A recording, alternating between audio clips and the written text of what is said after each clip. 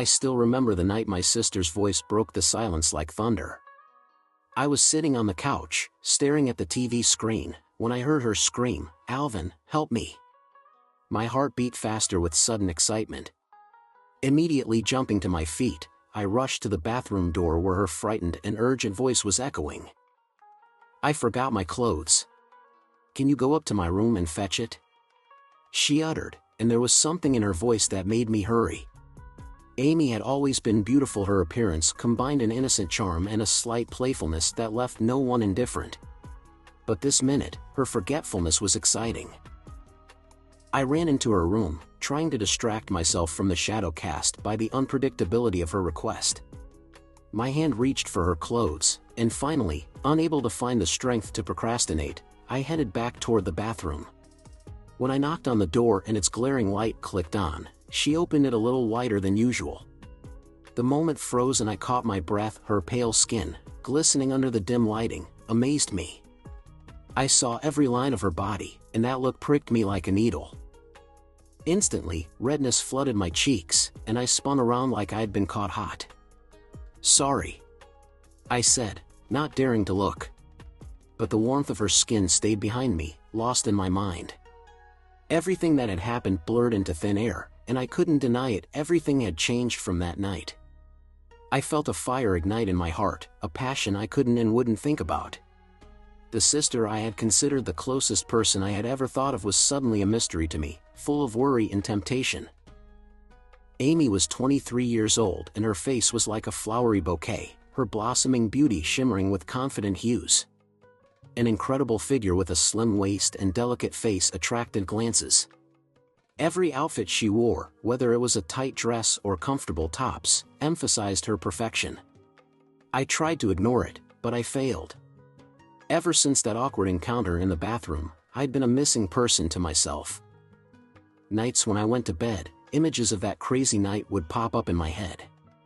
Every time I closed my eyes, her face, illuminated by soft light, appeared before me. I could hear her laughter, her voice wrapped around me like a warm blanket. Sometimes I woke up in a cold sweat, catching myself in unacceptable thoughts. I felt as if an evil spirit had taken possession of my mind, and the more I tried to rid myself of it, the more they took hold of me. Amy remained completely unseen for the chaos that raged within me. She laughed, joked, knowing only the bright side of our lives. Every look she gave me now brought forth new, uncontrollable emotions. I felt broken, like I had to make a decision I could have easily not made. And then one day, in the same apartment when I want to tell her how I feel, the kitchen doors opened and I saw her, Amy, standing, bent over, behind the cooktop, a light steam enveloping her figure. I didn't know how to express what was in my soul. Two globes revolving around each other, and I was unable by my existence to break that rotation. "Alvin, why don't we have dinner together?" she asked with that same smile that drove me crazy. I answered as if I was fine, but inside me, whirlwinds of unwanted emotions were raging. When we sat down at the table, she suddenly looked into my eyes, and it was like a lightning strike. Suddenly, I took a step forward, touching her hand as if seeking comfort. And when her fingers touched mine, the world around us disappeared.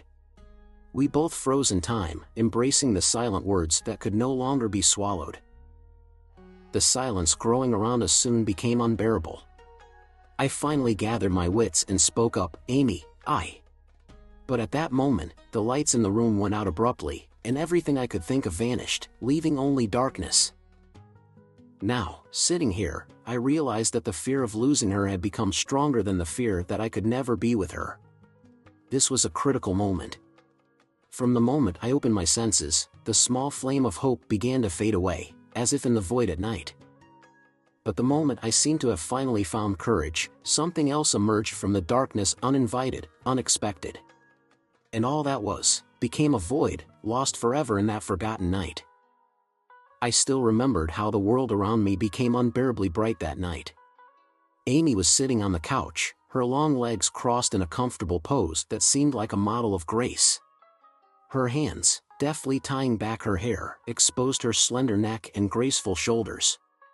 Every gesture was filled with a natural beauty that took my breath away. but all of this only added to my inner turmoil. I tried to ignore the growing excitement, the shame over my feelings that were lashing out like wild animals. Despite the storm of emotions inside, I tried to remain serene, fooling even myself. I talked to her, laughed, kept up the usual small talk, helped around the house. But behind every joke was a struggle that dragged on with every passing minute. Every look into her eyes caused fear that she would notice something strange in me, something forbidden that should not exist between brother and sister. One day, exhausted after a long day, I decided to go into my room and relax by running a movie. Not to reignite the attention of my desires, but apparently I found myself in the wrong setting. After finishing the movie, strange thoughts swirled in my head, and I lay back down trying to banish the images that were troubling me. Suddenly the sound of a knock on the door brought me back to reality. "Hey, Alvin, can I talk to you for a minute?" "Buy groceries for dinner," her voice sounded urgent and gentle. I quickly replied, "Yeah, right away," and jumped up, trying to talk myself out of thinking about how I looked without underwear. When I went down to the living room, I saw Amy instantly. She was wearing a tight t-shirt, every line of her figure tight around her body, emphasizing her perfect waist, and the short shorts exposed her long legs. At that moment, along with admiration, I was overcome with utter confusion. My thoughts, which I had been trying to suppress, came like a furious wave. I felt the thumping of my heart filling my chest, and all attempts to remain calm were in vain.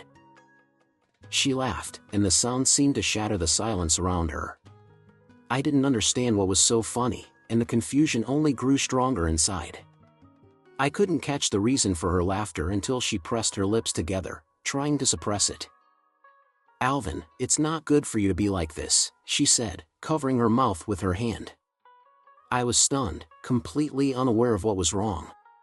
My feelings and desire were clearly mixed with embarrassment, and I stood there like a statue, unable to look away. What was going on? Did I do something wrong? I asked, desperately trying to clear my head. She only shook her head, her eyes glowing, but there was a mystery hidden in them. "It's okay, go upstairs, I'll go alone," she said suddenly, and there was a hint of something more in her voice that I couldn't quite put my finger on.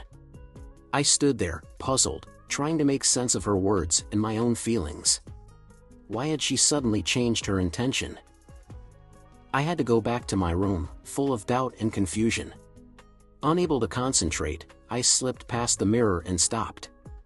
The reflection showed me not only my face, but the raging sea of emotions inside. I knew none of this should be happening, but I realized I couldn't hide my anxieties any longer. With every second spent restless in that darkness, I realized that there was more than just a bond of kinship between us. Images of Amy now drew that fine line between admiration and desire, between love and prohibition. I would be ashamed of those emotions, but at the same time they burned like a flame I couldn't put out. I knew the feelings needed to be acknowledged, and the longer I suppressed them, the brighter they flared up. It was time to get out of this endless labyrinth. And with that thought, I made up my mind. There was a call in the back of my mind. I needed to open up, to tell her what had happened. This connection cannot remain in the shadows. Every artificial barrier I'd built came crashing down when I realized, maybe Amy was ready to hear, even if it broke the old perceptions of us. But as soon as I thought about it, fear clenched in my chest again. The shadow of uncertainty shrouded my mind again, and new questions filled the space that was originally meant to be a release. I forced myself to remain calm, but I was seething inside. I headed to the kitchen, where my sister was already there, and tried to create a casual atmosphere. It was as if the moment I entered the room, the world suddenly froze, and the only sound filling the space was the gurgling flow of water from the faucet. I set about preparing the vegetables, breaking them into small pieces, but even this process couldn't drown out all the inner criticism that was fighting me. I couldn't tell if she had noticed what had happened between us or if it was just the fears of my imagination. Her light joke about me coming over for a quickie made my heart clench. I knew what she was implying, but I couldn't meet her gaze. The silence stretched on, and once again I felt the space between us filled with something inexplicable. When we finished dinner, I went back to my room. A longing came over me, as if it hid all the emotions I didn't want to acknowledge. It was a moment where every corner of the room exacerbated my confusion. I remembered her light blue nightgown, the gentle light streaming out of it, and the teasing smile she sometimes gave me. At times like this, I raved about how her gaze, penetrating and bold, could awaken the most powerful feelings in me. I closed my eyes, hoping to get rid of the intrusive thoughts, but she was closer with every breath. The gentle touch of her hands on my shoulders was a signal not to pull away. I could feel the warmth of her body, as if each touch was an explosion of tenderness that filled me with a burning light. With each passing moment, the tension between us grew. Her breath, quiet and steady, enveloped me, leaving no chance of escape. I wanted to leave, to close myself off, but I was blocked by her sincere, penetrating gaze. It reflected such a depth of feeling that even the air around us seemed red-hot. She took a step closer, and in that closeness I felt my resolve wane. I realized that despite all the warnings and inner fears, something strong and uncontrollable was pulling us toward each other. By the time I finally decided to break the pause, she drew me to her and gave me a kiss that was impossible to forget. It wasn't just a kiss, it was the new beginning of a whole other world, where feelings intertwined like invisible threads. I no longer wanted to pull back, no longer resisted what had come between us. Each touch of her lips ruined all prayers of rightness and morality. It was like the merging of two souls, realized at that very moment. I hugged her tighter, letting our hearts beat in unison, feeling our union carry us into a new space. We were the only ones in this world capable of being happy, yes, that's right, despite all the contradictions. And when I finally accepted that feeling, the promise of something wonderful hung in the air, something that would change our lives forever. I sat on the edge of the bed, consumed by the blinding darkness that enveloped the room. Her words still echoed in my head like painful waves crashing onto the shore of my senses. "I'm sorry," she whispered it, but the very idea that she could be even slightly right made me cringe. I couldn't let this become a reality. Amy returned to her room, and every step she took awakened bitterness and desolation in me. The walls of our house seemed endless now, as if they were shrinking, ready to swallow me up. I tried to imprint her image in my memory, her sad gaze and the slight pallor of her face. She wasn't just a part of me, she was my reflection, and in that reflection lurked feelings that shouldn't exist. With longing and remorse, disgust and hopelessness, I wondered why this particular connection had caused such a stir within me. I realized that the initial attraction had grown into something deeper, and that was what had ruined me. I couldn't ignore the spark that had flared between us, but my mind wouldn't allow me to take a position where I could allow myself to feel. The night stretched on in unrelenting silence, and when I closed my eyes, her image appeared to me again and again. I desperately searched for ways to rid myself of the feeling, but with each breath it only coiled itself tighter around my heart like a spirit demanding freedom. "I have to stay away from her," I kept repeating to myself, but the inner voice fluttered nervously. The decision came spontaneously. I knew I had to leave this house to lock this threat inside me. Leaving was the only way to survive, no matter how tragic. I jumped out of bed and started packing, not realizing that with every item I put in my bag, I was leaving a piece of my soul behind. My mind was gripped with fear. Amy was too close, too important to allow myself such games with fate. As I left my room, I was filled with longing. All my plans and dreams seemed devastated, like dry leaves blowing in the wind. But as I passed her door, I suddenly stopped.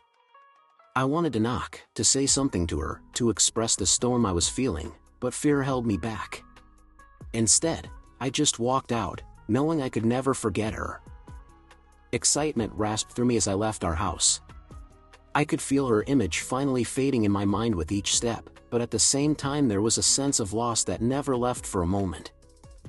Suddenly I was outside, and the fresh evening air hit me. It was full of sweetness and freshness, but even that couldn't make up for the pain that was tearing me up inside. I didn't know how long I'd be gone, but I knew that when I returned, sooner or later, I'd be confronted with Amy and the sensitive truth I'd hoped to forget. A few days passed. I tried to lead a normal life, but there was a longing lurking in every word, every gesture.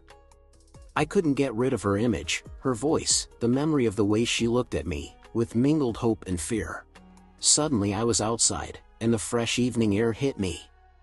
It was full of sweetness and freshness, but even that couldn't make up for the pain that was tearing me up inside. I didn't know how long I'd be gone, but I knew that when I returned, sooner or later, I'd be confronted with Amy and the sensitive truth I'd hoped to forget. A few days passed. I tried to lead a normal life, but there was a longing lurking in every word, every gesture. I couldn't get rid of her image, her voice, the memory of the way she looked at me, with mingled hope and fear. But one day, while in a cafe, I saw her. She was sitting alone, and her eyes were searching for me among the crowd. At that moment, I felt all the boundaries collapsing. The distance I was trying to create was gradually turning into nothingness. I realized that there was no escape from my feelings, and that my decision to leave her only made things worse. My heart rate sped up, and, realizing once again that I was unable to resist this love, I headed towards her. Deep down, I knew that whatever it was, this meeting would be a turning point. So I approached her. She looked up, and in her eyes I saw a bottomless abyss in which I was afraid to drown. I put my hand on her shoulder, and her inner resistance became a moment of unrequited love that filled the space between us. In that silence, we realized that we could no longer continue to hide from each other. Our feelings caught up with us, and it was impossible to hide from the storm of emotions that had taken hold of our hearts. But the realization that our connection was perhaps the only thing unchanged in our fragile existence was a tragic truth. The unrequited love that sat in the depths of our souls would not be subdued, even as everything around us crumbled.